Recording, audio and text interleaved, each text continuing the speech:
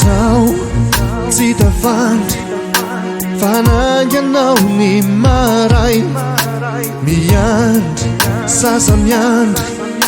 lasindray anao sombiny ainy ireo teny no bitsinao antsofiko anikeo no enoko atrizao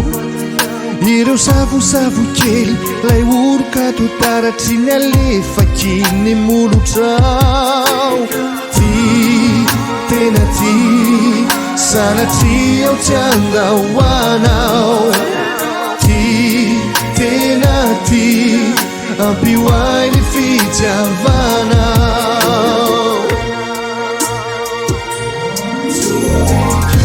nitaotra maninikai raha vo hoe tsy ho hitako ianao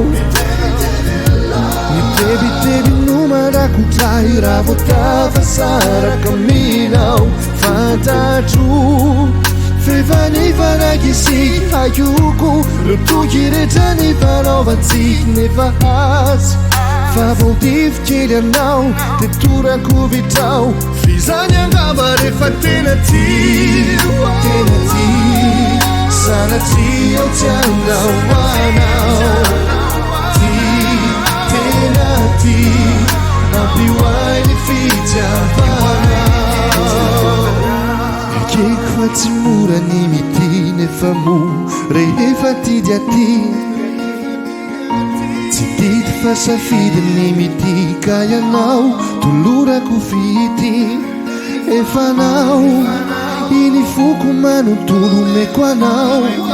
satry mila kolokolo ka izao matoky anao ianao toraky izany ianao no toavykora mbola taniko ny tady